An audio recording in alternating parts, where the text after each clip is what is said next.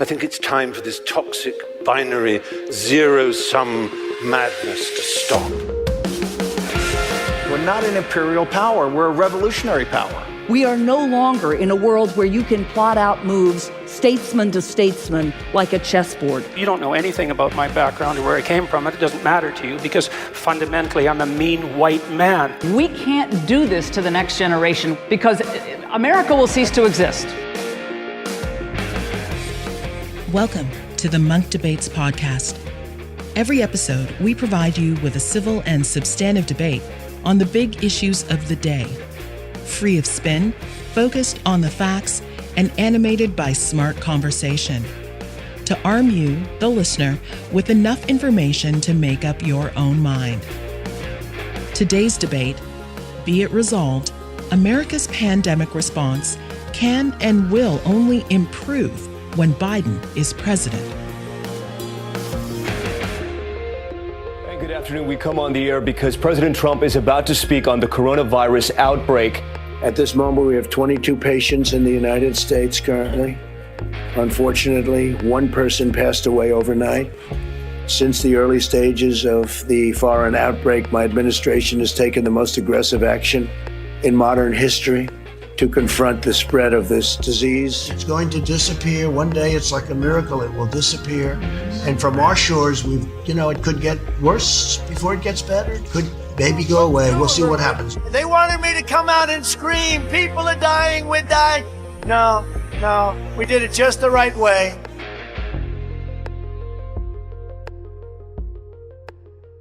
Hello, I'm your moderator, Rudyard Griffiths. Well, that was Donald Trump and some of his more memorable proclamations over the last 8 months, summarizing his administration's take on COVID-19 and its pandemic response.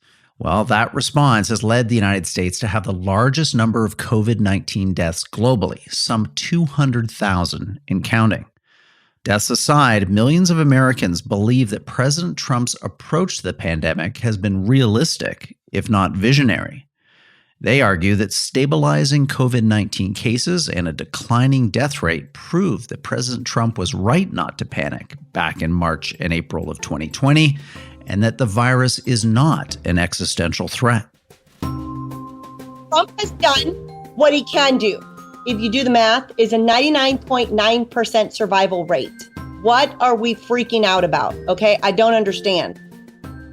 Joe Biden, his Democratic challenger, believes otherwise. He supports nationwide mask wearing, targeted lockdowns if necessary, and a go-slow approach to combating the virus that privileges public health over the economy.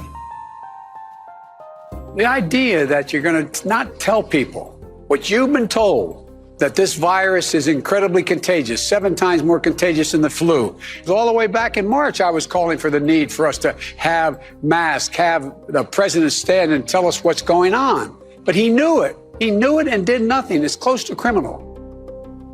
The November 3 vote in America is as much a referendum on the future course of the pandemic in the United States as it is a vote for either candidate. Who wins will determine the trajectory of the virus, the economic recovery, and the fate of tens of thousands of lives.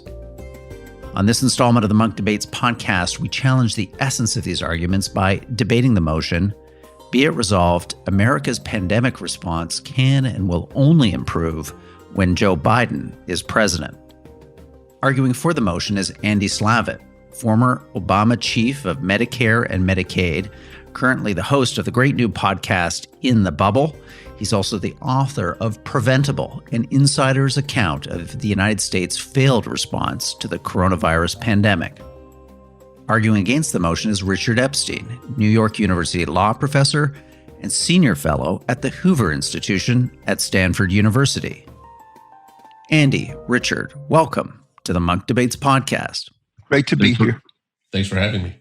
Well, I'm really looking forward to this debate. I know our listeners are too. I think of all of the issues that American voters are going to have to struggle with when they think about how to cast their vote on November 3rd. The respective pandemic policies of both of these candidates, Joe Biden and President Donald Trump, are really going to be top of mind. So I think the opportunity for us to benefit from your experience, your insights, your kind of considered views on what is a very complicated and hugely important public policy issue and debate today is a great privilege indeed. We have our resolution before us. Be it resolved, America's pandemic response can and will only improve when Joe Biden is president. Andy, you're arguing in favor of the motion, so I'm going to put 2 minutes on the clock, and please take us away with your opening statement. Here's the good news. We've seen both Joe Biden and Donald Trump manage a pandemic. Biden with Ebola, Trump with COVID. We can decide who did a better job. Who brought the core ingredients of competence, compassion, and results? Easy. Biden. Who did none of those things? Trump. Couple premises about COVID. First, 200,000 Americans dead, hundreds of thousands ill, with continued community spread and a damaged economy is a shameful record. It reflects a president who didn't care, didn't prepare, and hid the truth. Second, we don't get our country back and people don't get their lives back until we quiet the pandemic and people feel safe. The country with the fewest deaths, Vietnam, is not surprisingly growing its GDP while the U.S. GDP declined to 32%. Third, this is not the bug of the century. Yes, it is twice as contagious as the flu, and between 6 and 10 times more deadly. But with any competency, this was a layup compared to more contagious and more deadly bugs. It's almost all countries with reasonable amounts of competence have shown. Africa, a continent with 1.3 billion people, has had fewer than 30,000 deaths. To be blunt, with 200 deaths here in the U.S., Trump whiffed on a slow pitch. Fourth premise, the answers have been clear to us for some time on how to fight this. Like most things, it's not high tech. Don't breathe near other people. This was a moment to call the country together to sacrifice for a short period of time. But unless it has magic or miracle, Trump has no time for it. He wasn't willing to do any of the work to stop the bug, to get schools open or tests ready. He could have crushed this several times in several ways. Fifth, and most shocking, he knew the virus would kill a lot of people as early as the first week in February. He went to bed every night for 5 weeks, denying its existence until his hand was forced. He can't be president for that reason alone. Andy, thank you for that opening statement. We're now going to go to Richard for his take on our resolution. Be it resolved, America's pandemic response can and will only improve when Joe Biden is president. Richard, you're speaking against the motion. 2 minutes on the clock for you. Yes, I am not speaking here as a defender of Trump and everything he said. I'm speaking here as a critique of what has happened. I think the first thing to notice is that most of the dislocations that have taken place at the state level by governors like Governor Andrew Cuomo of New York State. Many of the deaths that referred to by Andy are a direct consequence of major mistakes that were made. The single most important one of these was made when Governor Cuomo and other governors ordered COVID-positive patients to be taken out of hospitals and to be put into nursing facilities. We still do not know exactly the number of unnecessary deaths that were taken out of this particular situation, but probably of the 200,000 deaths that one's referring to, at least 15% are responsible in that particular situation. President Trump has made ships available to people when they were needed, and it turns out that they weren't needed because the systematic overestimation of the seriousness of the coronavirus led to some disastrous decisions. When you actually look at the 200,000 deaths, the number itself is extremely squishy. The only cases that we have, which are pure coronavirus cases without comorbidities and other complications, is probably under 10% of that total. So one of the reasons why we've had such trouble with this is we do not have an accurate account of what's going on.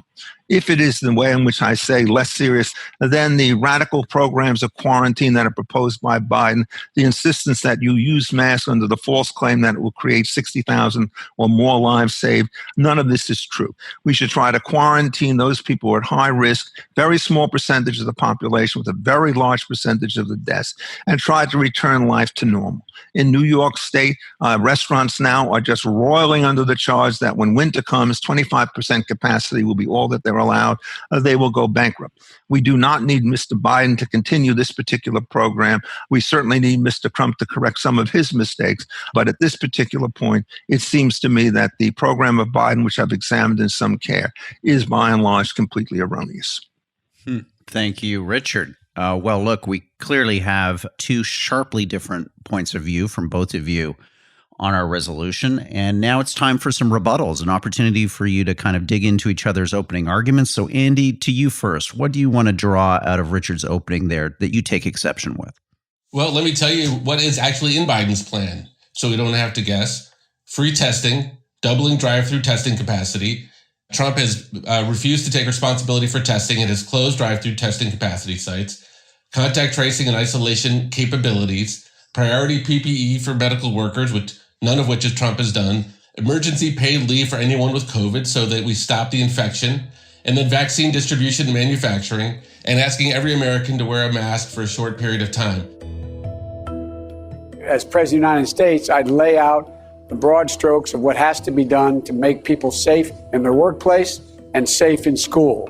And that requires us to have rapid testing, protective gear available from the very beginning, like this president hasn't done, making sure we provide for the ability for workplaces to have the wherewithal to provide for the safety. That requires some federal funding, particularly kids going back to school. That's not a radical plan. That's a plan that's been successful all over the world. We can't look at what we've done here and say we're in any way connecting to the results that people are having around the world. How do we explain Africa having only 30,000 deaths when we have 200,000 deaths? Now, as for these sort of assumptions of, what really happened and were there comorbidities, I'd suggest we have a little bit more humility based on everything we know. We do know that people who are more susceptible, who have immunocompromised situations, 35 million Americans who are under 65 have immunocompromised situations. People who've had cancer, like someone in my immediate family. People with malnourishment who aren't getting enough food. People with HIV and transplants. There's 130 million Americans with pre-existing conditions. I don't think just having diabetes or high blood pressure is cause for them to die. The COVID-19 is what pushes them over the edge. Finally, on the economy, you have to ask yourself what drives the economy. It's big purchases, it's cars, it's leases, it's traveling. It's not going to restaurants. So I know we all want a bad guy. We want to say that it's a shutdown that caused a problem. But the truth is there is a bad guy. The bad guy is the bug. The fact is sometimes bad things happen and you just have to respond. We didn't respond. Well, we did respond in many cases, and I think what we did is we over-responded.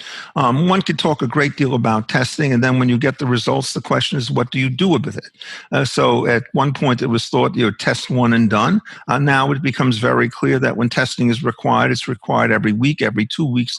The marginal return of additional testing on people who are in the general population will be extraordinarily low. The dominant strategy should be for those people who are in serious condition to be quarantined. In some cases, they should self-quarantine themselves. They already know how to do this. It's perfectly sensible for people to take tests to see whether or not they want to visit their infirm grandmother. It is not perfectly sensible to require every college student who wants to come back to a university who's in good health to take these tests and then to remain in quarantine.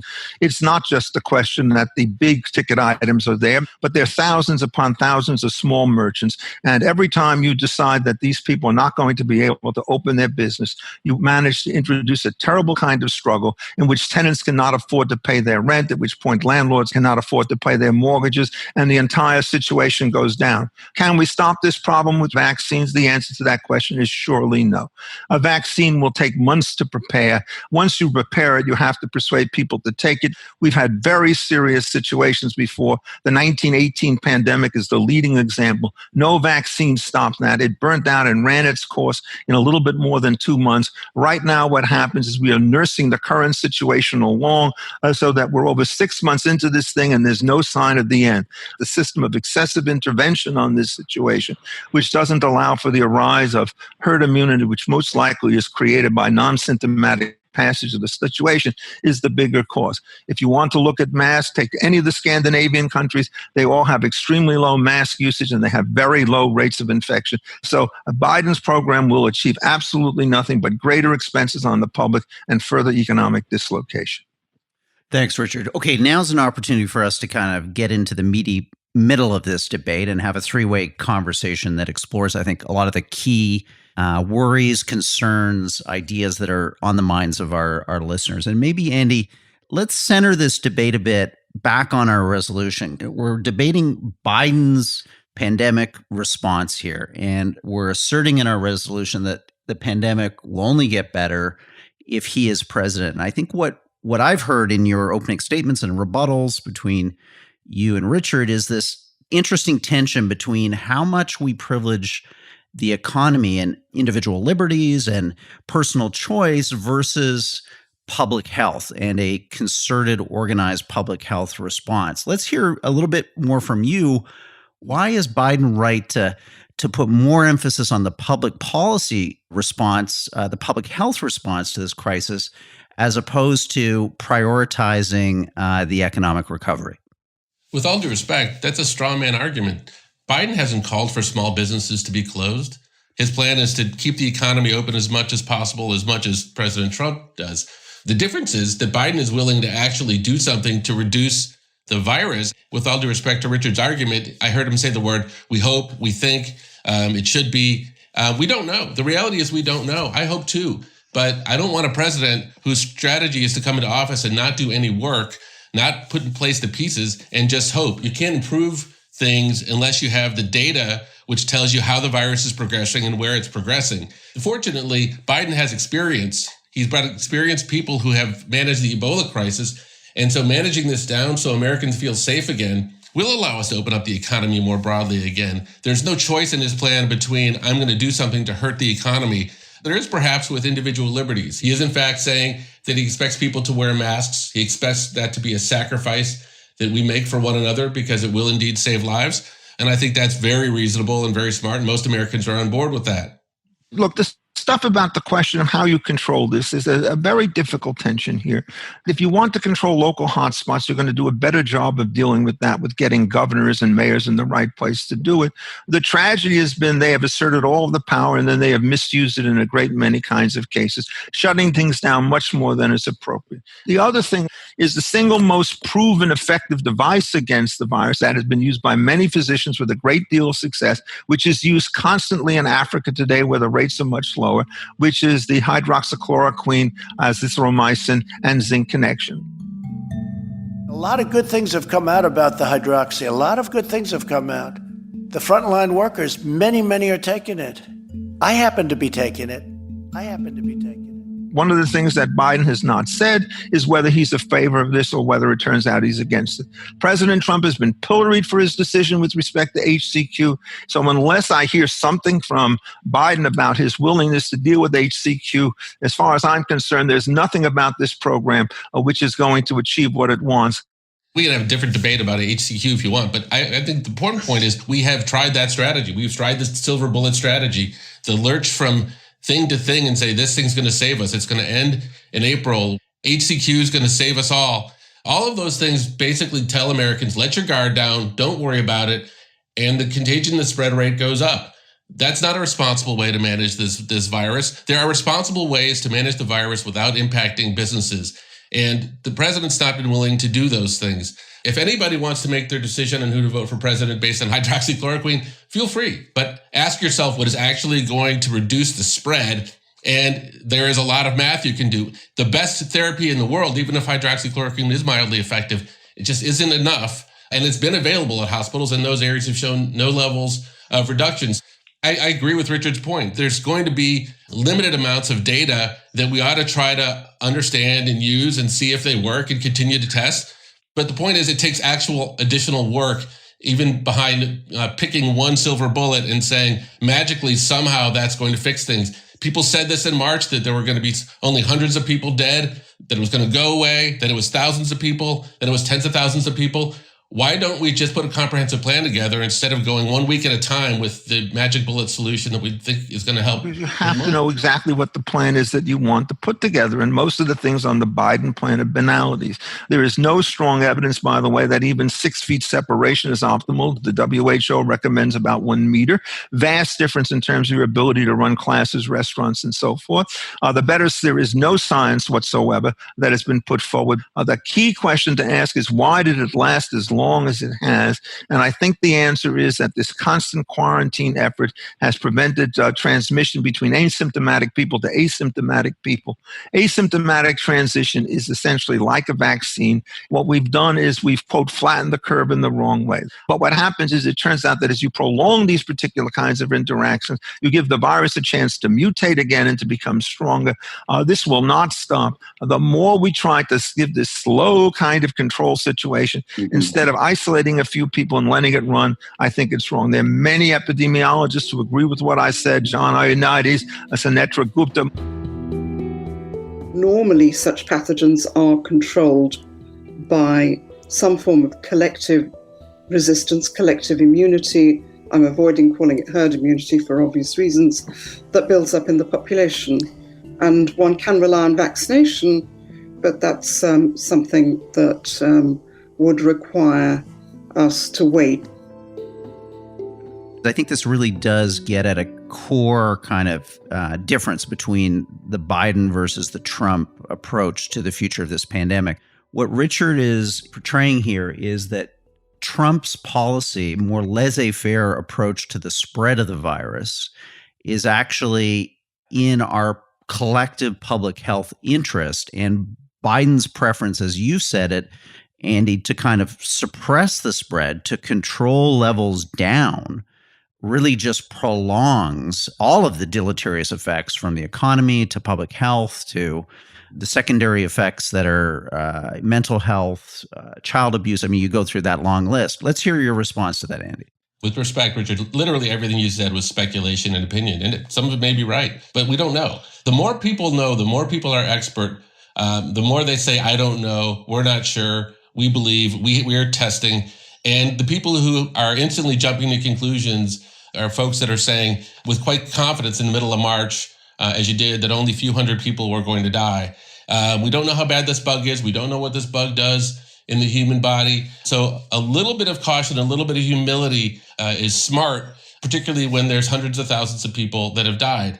And when hundreds of thousands of people die, the answer is not to question the number. The answer is to fly the flags at half-staff, study it, figure out what's happened, and not point fingers at one another. I don't think this is a particularly Democratic or a Republican response. There's good responses and bad responses. In my view, Mitt Romney, Larry Hogan, Charlie Baker, all Republicans would have handled this very, very responsibly, very similar to the way Biden's plan's coming together. And Biden's seeking out, I think, some of the best opinions. And Biden has experience managing and containing diseases, and nobody's going to get it all right. I'm not suggesting that Trump had any shot of getting it all right. He didn't invent the bug. It wasn't on him. And sure, people are going to have to do trial and error. But at the end of the day, I think what the American people want is they want us to do what was done around the world. In Germany, they crushed this early, and they've had a third of the deaths per capita that we did. Africa has had far fewer because they've done very, very simple things. And guess what? Those economies are opening. Vietnam has had 35 deaths, not per capita, 35 deaths, and their economy is growing. They share a border with China. They are not wealthier than we are. But Andy, just to jump in on that point, because it's an important one, and maybe Richard can weigh in on this too. Isn't that partly due to the age structure of those societies, Africa, Vietnam versus the United States and the developed West? We know this virus has far greater lethality for people over the age of 65, and some would argue that Trump's policies, either formally or informally, are acknowledging this profound difference of the impact of the virus by age. His encouragement of schools to reopen, his encouragement of universities to return to classes, all of this suggests maybe a nuance and understanding of the important factor that age plays in engaging risk and shaping public policy. You have to be careful of confirmation bias.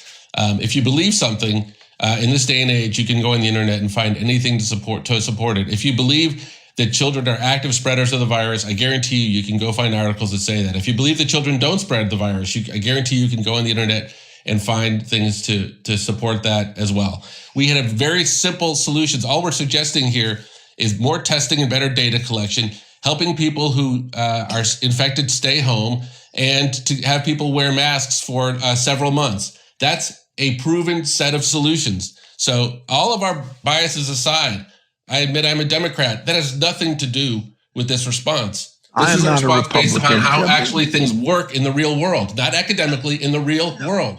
Look, there's a deep contradiction in what Andy just said. He began by saying how little we know and how humble we must be. The general rule when you invoke first do no harm is that the presumption is on those who wish to impose some kind of restriction. So if you don't know whether masks are or not effective, then the answer is that you don't use them. When it comes to something like HCQ, nobody says it's the only thing that you want to do. But the question is, why is it not going to be actively promoted when it is being used in all the places around the world which have had greatest success? And so I don't see anything whatsoever in what Andy says about data collection that's going to tell us what it is that we want to do. I'm saying the burden is upon those who think that there is something that could be done by massive forms of public intervention to explain why it works. There is no really strong systematic evidence which says that a nationwide lockdown is going to be cost effective. So Joe Biden has not argued for a nationwide lockdown, well, what just is, to be clear. Then what is he going to do that Trump hasn't done? Half of his proposals are kind of banal because we want to rely on science. Gee, I think that I'm against that. No, I don't know anything he says here which is of the slightest bit of use. But Andy, just on the point of lockdowns, because I think I want us to talk about lockdowns because this is... Hang on. What if you have about 80% of people wearing a mask, forget outdoors, indoors in close settings, would have enormous difference in and of itself. It's not an enormous cost. And well, people you don't have any respiratory difficulties as I do. It's very uncomfortable to wear a mask. I have to assure you, it has genuine consequences to some people. I count myself as one of them. So I don't think of that. And by the way, indoors, if you don't require it, there's going to be voluntary sorting anyhow. So you'll get in dangerous places where you're indoors and you have to be, you will wear masks, as would I. The question is not whether you have to mandate. When you look on the signs in New York, what they say, wear a mask to show your respect for other people. You don't wear masks to show respect. You wear a mask if you think there's some reason why it is that they're going to improve the situation. If you keep some degree of social distancing, the mask is redundant. 99% of the time when you wear the mask, it does no good whatsoever. Well, what you did is you interrupted me. And those aren't the rules of this conversation. I was in the middle of explaining, and you went out on a long tangent. So well, I don't think it's a tangent, but you may speak. You either want to have this debate according to the rules, Richard, which I'm more than willing to listen to you, or you don't. Talk. Okay, go ahead, Andy. Your point to weigh in on masks. Yeah, my point is we can turn everything into a controversy if we want to. We can, and the truth of the matter is that high quality masks, like, say, the Living Guard mask, which is highly breathable, works. Yes, of course, that there are issues on the corner cases. So we're not going to make this decision based upon people who can't wear masks for very legitimate reasons. We're going to make the decision because, as a whole, it reduces the spread of the virus. It's not about any one individual. It's about the virus having no place to go. The way viruses work is they're not living, they're dead. And unless they have a place to travel, and they travel through the air, through the respiratory system, they will not have a place to go. And if they don't have a place to go, they start to die very, very quickly. So the reason to wear a mask is as a preventive benefit for ourselves, but as a society, it is the equivalent of a vaccine. It's a low-tech equivalent of a vaccine. So why the president wouldn't, at the very least, stand up and say, you know what, guys, we may not like it, I don't love them, but I'm going to wear one. And if he would have done that in April or May, we would have been able to open schools. We would have had much lower case count. It would have been just a responsible thing to do. Instead, I think he tried to play a populist game and say there's leverage here in getting people riled up. What would people gain from wearing a mask, and why are you opposed to wearing one yourself? Well, I just don't want to wear one myself. It's a recommendation. They recommend it. I don't know, somehow sitting in the Oval Office behind that beautiful Resolute desk, I think wearing a face mask as I greet presidents, prime ministers, dictators, kings, queens, I don't know, somehow I don't see it for myself. I just maybe I'll change my mind. I think that's just irresponsible. It's not irresponsible. The marginal benefit by way of a mandate relative to the marginal benefits by voluntary use are completely unestablished. And so to force people to wear them outside in public when the wind is blowing seems to me to be counterproductive. Fresh air is more important. There are health risks associated with wearing masks. If you wear a dirty mask, it turns out that it can create other kinds of difficulties. You have to change and to wash these things. It's also the case, by the way, that there are two strategies for trying to get herd immunity. These viruses come in varying degrees of strength. If what you do is you have a situation where non-symptomatic people are allowed to move freely and spread the virus from one to one, it's like a vaccine. And so as those numbers start to grow, the rate of transmission is going to go down. Why it is that the better strategy is to hold everything off until you get a vaccine and have this massive kind of interim loss is unclear to me. Gentlemen, I'm conscious of our time here, but I want to just touch on a few quick things before we move to closing statements. And the first has to be vaccines. And Andy, we've seen from this president the so-called Operation Warp Speed, a commitment here to bring out a vaccine quickly, possibly as early as next month or into November. Whereas Joe Biden is communicating seemingly a very different message, talking about a vaccine as being really something that will have an impact not until later in 2021. And I'm just wondering, in terms of how these two candidates are thinking about this pandemic, why Biden is seemingly less enthusiastic, less optimistic about the effects of a vaccine, both on the pandemic and maybe more importantly on public confidence. Rudyard, I don't think you understand what they said, just to be blunt. What they said actually isn't in conflict with one another. What Trump said is, if you parse through his statements, we will have a first vaccine, he hopes, in October, but it could be November or December. He's not saying that we will have vaccines widely distributed throughout the country and taken by enough people that will have made a difference. We remain on track to deliver a vaccine before the end of the year and maybe even before November 1st. We think we could probably have it sometime during the month of October. He's sort of forward selling a little bit, and he's being hopeful, as he's wont to do. And Andy, his senior staff have come out and said there will be millions of vaccines available by the end of the year. No, his senior staff has not said that. His senior staff has said that they will be available in 2021. They said that their goal is to have it available, have millions of doses available by the end of the year.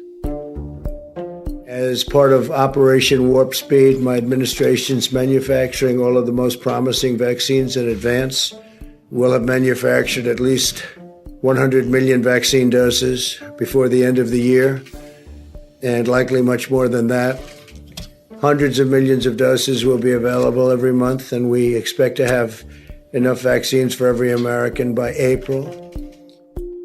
Just step back a second. Instead of turning this into an argument, you've got 30,000 people. You need to have enough exposure to the virus in half the group to be able to have enough results, and you have to have enough time with the drug to be able to evaluate safety. No one knows how long that takes. That's not time-bound. That's event-bound. If they happen to be in Kansas City, and Kansas City has a hotspot, then you could end up with a vaccine in October. If they happen to be in St. Louis, and St. Louis doesn't have a hotspot, it could take longer. So this is not a matter of two very different visions. A. B, this is a function of once the vaccine is produced and ready, it requires cold storage of -70 degrees. It requires massive amounts of distribution. It requires an electronic system to monitor its use.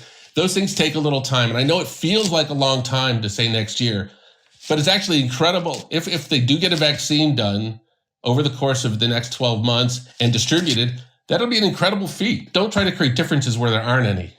If you recall the swine flu fiasco, what they did is they created a vaccine. They gave insufficient warnings with respect to the vaccine. They had large numbers of Guillain-Barré syndrome cases, and it cost the federal government about $4 billion or more to settle that thing under a vaccine program. I have very little confidence in the vaccines because I think everything that Andy said about them is not only right, but it's even worse than that. We have to figure out what we're supposed to do this coming October and November. One of the great nightmares nightmare scenarios that I have is we will have an ordinary flu season on top of the particular situation with the coronavirus, find it impossible to disentangle the two of them. And I can see all sorts of situations where we're going to start to think much more dramatically about various kinds of quarantines again, which will only perpetuate the cycle. If we are going to basically take the position that we have now, we will be in perpetual lockdown. We will be a Zoom economy. We will have no live arts, no live theaters, no professional sports, no amateur sports.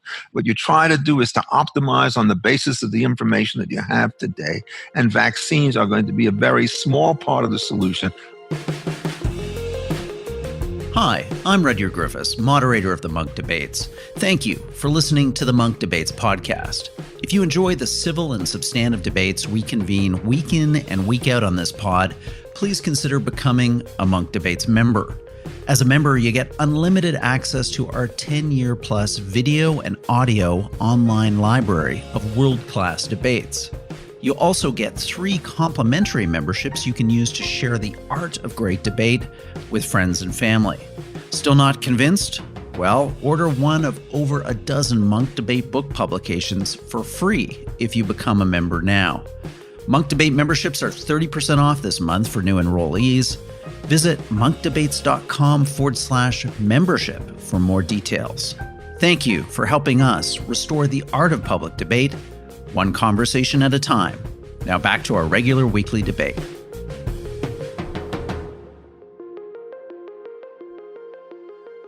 One final question for both of you before we get to closing statements, and it's about the very nature of this debate. And Andy, to you first. I mean, why do you think, almost a bit like climate change, this is a debate that seems to have broken down onto ideological lines with, quote, conservatives lining up around one set of argument and one set of facts, and liberals, again in quotation, arguing for a different set of policy responses organized around a different set of facts?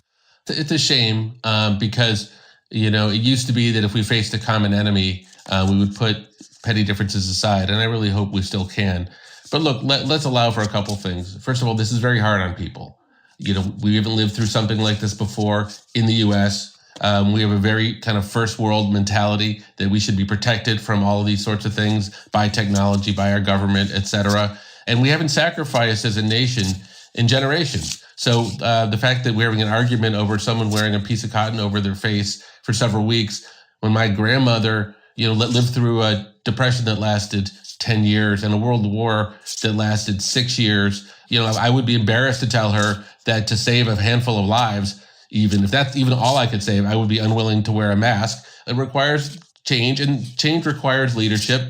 And I think, to be honest, you could, as a leader, I don't think anybody can manage this perfectly, but rather than stoking the passions, you could simmer down the passions. I don't think this is Democrat versus Republican. If Mitt Romney were president, he would be managing this very competently. I think Democrats and Republicans would trust in him. I think this is very specific in many respects to the nature of the president. He's not known for his humility. He's not known for his patience. He trusts his gut, which is not always right in these types of situations, but he's never been in before. And that inflames things. But even without Trump, I take your point that we've all become too divisive. Thanks, Andy. So, Richard, what's your take on this question about how this debate seems to have become so quickly politicized and polarized? Well, I think the root difference is one between the progressives on the one hand, who believe in strong centralized government control, and the conservatives, or in my case, the classical liberals, who believe generally in a limited government, thinking that market solutions with decentralized information will on average work better than the centralized control. Folks like myself are deeply suspicious of what the government starts to do, and then starts to figure out whether or not voluntary responses can get us there, and try to use government as a residual. The progressives do in exactly the opposite direction. What they do is they start with the assumption that markets are ignorant, they're exploitive, they're racist, they have a whole variety of bad characteristics. A telltale sign about this is that if you listen to many of the debates about the way in which you deal with the coronavirus, there are constant charges that what the coronavirus does is it shows and lays bare the fundamental inequalities of American society and so forth. And so what happens is you now combine the scientific issues with the political issues, and that tends to really push up the stakes. Thank you, Richard. Well, let's go to closing statements. Could I come to you for your 2-minute closing statement? Look, I think the first statement that we want to do is to go back to some version of the Hippocratic Oath, which says, first do no harm. And the presumption, therefore, is that government intervention should be regarded as a mistake unless that government intervention can be shown to do good in some kind of a particular case. When you have to choose between a more intrusive and a less intrusive device, the presumption is that you choose the less intrusive device unless you can show that the more intrusive device is going to give you some particular kinds of gains. This means that you do not engage in the fatal kinds of mistakes of forcing COVID-positive people into nursing homes where they will commit many deaths, which is one of the things that drove the increase in deaths. It also means that you have to have a very accurate account as to what the severity is.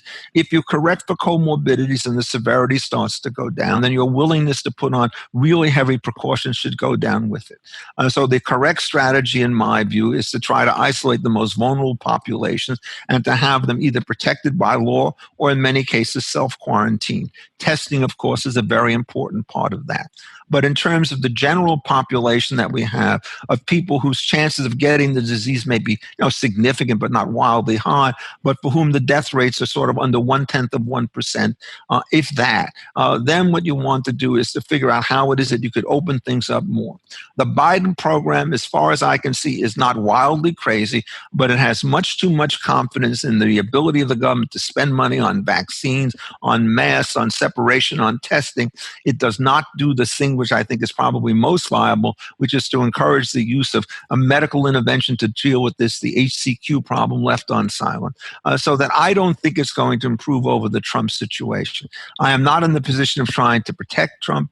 I think he's often much too glib, but I do think it was a real tragedy that the real attack on HCQ came only after he announced that it was basically made. And the problem, I think, with the Biden campaign is the politics is going to be much too much intermingled with the science. And I think that it's going to prolong but not improve the overall situation with respect to the coronavirus. Thank you, Richard, for that closing statement. Okay, Andy, 2 minutes on the clock. We're going to give you the last word in this debate. So look, in some respects, a debate is the exact wrong way to consider this topic. The American values of kindness, sacrifice, bravery, looking out for one another is what's needed. We need to unify and not divide. With a little sacrifice, a little bit of perspective, and a little bit of humility, we can dramatically improve the toll. These are challenging moments in history. No one's ever promised us that you can come out of a pandemic with everything you want. You have to make tough choices. But sticking your head in the sand during these moments will not deliver great outcomes. So far, we've tried Richard's argument, and we have the results. So you can judge that for itself. It's not an academic or a political theory. As an example, you can't cocoon elderly people and people who've been sick. It doesn't work. People work in those institutions. People mix in the community. Donald Trump has destroyed our health, our economy, jobs, our standing in the world. His strategy was not to have a strategy. It was to hope for the best, to trust his gut, not to follow a plan, and to do nothing about it. There's no right or left response. There is a good response and a bad response. More people die in a bad response. So Trump has surrounded himself by people with fantasies, hallucinations, quick fixes, silver bullets, magic thinking. He's hoped for this magical outcome, but he was unwilling to do anything to obtain it. And oh yes, he's lied to us the entire time. These are not easy decisions. These are challenging times, and tough times require leadership. Biden has that. They require experience. He has that. They require an effort to unite the country. He will make that effort. They require we be leveled with and not lied to. He will do that. The checklist is pretty simple. Surround yourself with great, dispassionate experts, people with experience, not theories. Show our nation to be both a smart and a humble nation, but also a compassionate one. And this will be our time for our country to shine, and we can defeat this. We have work to do, but I know we can do it. Andy, thank you for those closing remarks. And let me just thank you both on behalf of our audience. As is clear in this debate, this is an issue that impacts all of us. So it draws big emotions and a lot is at stake here. But you've both approached this conversation with grace, substance, civility, a willingness to listen to each other's ideas. You obviously profoundly disagree, but I think it's only through the contestation of ideas that better thinking emerges for all of us. So on behalf of the Munk Debates community, Andy, Richard, thank you for coming on the program today. Yeah. I just want to say, Richard, thank you. If it got testy, nothing personal. It was all in the nature of trying to make our point. This is one of the mildest debates I've been in a long time.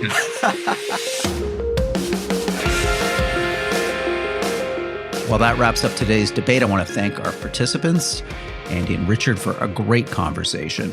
It certainly gave me a lot to think about, and I hope you've similarly left this debate educated, informed, and able to make up your own mind about this vital issue. The Munk Debates podcast is that special place for civil and substantive debate on the big issues of the day. To listen to more debates on everything from the latest developments on COVID-19 to the major issues that will decide the outcome of the U.S. election in November, visit our website, www.monkdebates.com. You can also find show notes on today's debate. Thank you for helping us bring back the art of public debate, one conversation at a time. I'm your moderator, Rudyard Griffiths. The Munk Debates are produced by Antica Productions and supported by the Munk Foundation. Rudyard Griffiths, Marilyn Mazurek, and Christina Campbell are the producers. Abi Raheja is the associate producer. The Munk Debates podcast is mixed by Kieran Lynch. The president of Antica Productions is Stuart Cox. Be sure to download and subscribe wherever you get your podcasts. And if you like us, feel free to give us a 5-star rating. Thanks again for listening.